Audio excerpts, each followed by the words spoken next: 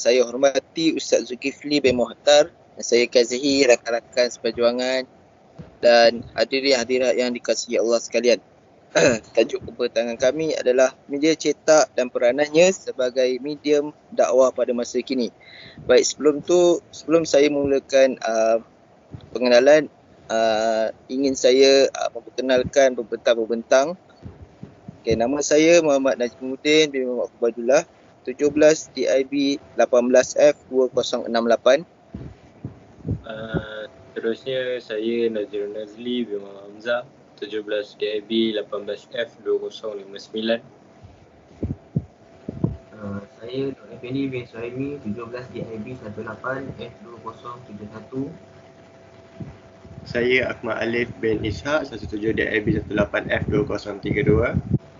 Cara komunikasi yang menggunakan penerbitan bercetak seperti surat khabar, majalah, buku, jurnal, risalah dan lain-lain untuk menyebarkan maklumat kepada masyarakat umum adalah disebut sebagai media cetak. Ia adalah salah satu bentuk media massa yang paling awal dan asas, di mana terdapat analisis mendalam dan pelaporan apa-apa maklumat atau berita. Mesej yang disampaikan dalam bentuk media cetak mempunyai kesan langsung dan tahan lama kepada pemikiran pembaca. Ia adalah satu cara yang biasa untuk menyebarkan kesedaran atau berita mengenai sebarang berita, dakwah atau cara tertentu dan sebagainya. Ia juga sering digunakan oleh syarikat untuk mengiklankan produk dan perkhidmatan mereka kerana jangkauannya. Walau bagaimanapun, jangkauan kadang-kala terhad jika akhbar, majalah atau sebarang media cetak lain diedarkan di rantau tertentu sahaja. Okay, kita go through terus. Media cetak yang pertama adalah surat khabar. Surat khabar merupakan satu penerbitan yang ringan dan mudah dibuang. Biasanya dicetak pada kertas yang mempunyai kos yang rendah, disebut sebagai kertas karat, yang berisi berita-berita dalam berbagai topik. Surat khabar adalah sangat susah dijadikan medium dakwah, iaitu surat khabar sebagai media maklumat dan media dakwah yang sangat besar pengaruhnya dalam penyiaran Islam kepada masyarakat. Seterusnya, surat khabar sebagai media massa memuatkan berbagai macam maklumat yang diperlukan oleh masyarakat sebagai pengguna. Oleh itu, menggunakan surat khabar sebagai medium penyampaian pesanan dakwah akan mampu meningkatkan harga diri selain dapat memberikan kesan yang baik dan dapat meningkatkan nilai-nilai murni dalam masyarakat.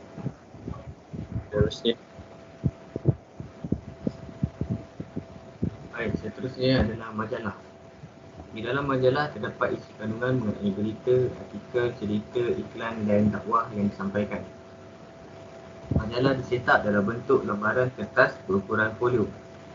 Majalah dijilid seperti buku serta diterbitkan secara berkala seperti seminggu sekali, 2 minggu sekali dan sebagainya. Majalah haruslah mempunyai kulit hadapan yang memberi tajuk penting dan tarikan kepada pembaca.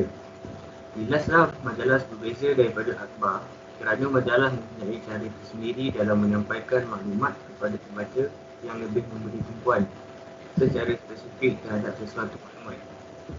Isu-isu yang diketengahkan ialah isu semasa tetapi tidak begitu penting untuk disampaikan kepada pembaca. Beza surat akhbar dan majalah adalah tempoh ianya dihasilkan. Bagi surat khabar, ianya dihasilkan pada setiap hari dengan tajuk yang sentiasa segar dan sebagainya. Majalah pula dihasilkan seminggu sekali atau sebagainya. Majalah hanya memberikan tajuk yang tidak sebegitu penting kepada pembaca. Seterusnya,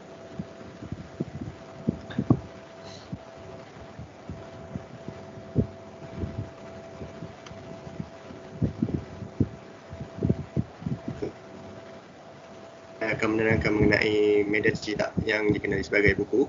Buku adalah media cetak yang digunakan sejak dahulu lagi. Buku juga digunakan sebagai komunikasi untuk menyampaikan sesebuah dakwah yang telah dilakukan oleh para ulama. Antara para ulama yang menggunakan buku sebagai medium dakwah adalah Abu Hamid Muhammad Al-Ghazali dengan karya Kitab Ihya Ulumuddin Misyakatul Anwar, Minhajul Qawim dan Minhajul Abidin.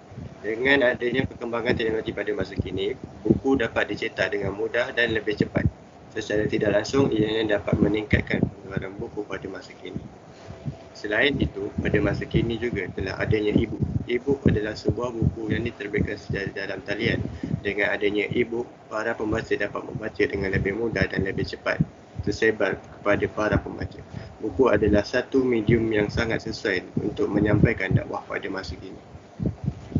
Seterusnya, Okey, seterusnya adalah risalah. Risalah bermaksud karangan, yakni rencana, iaitu ringkasan mengenai sesuatu perkara.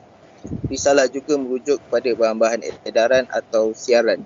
Tujuan risalah adalah untuk memuatkan maklumat dan memberi penerangan tentang sesuatu perkara seperti dakwah, mempromosikan produk, perkhidmatan, syarikat dan aktiviti di sekolah yang dianjurkan. Mereka yang menghasilkan risalah dalam pelbagai bentuk dan gaya mengikut kehendak pelanggan.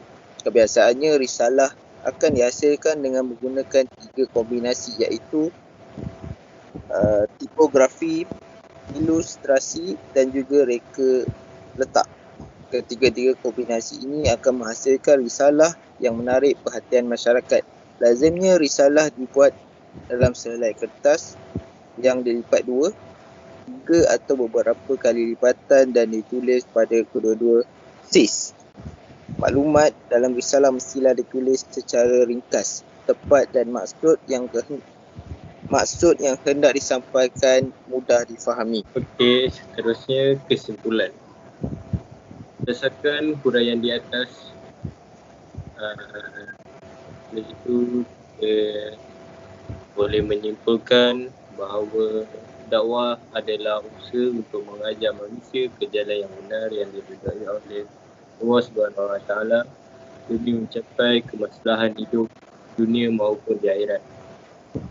Dengan adanya majalah, buku risalah ataupun surat khabar, ia merupakan salah satu media komunikasi sesama manusia yang dapat menyampaikan mesej yang diingini.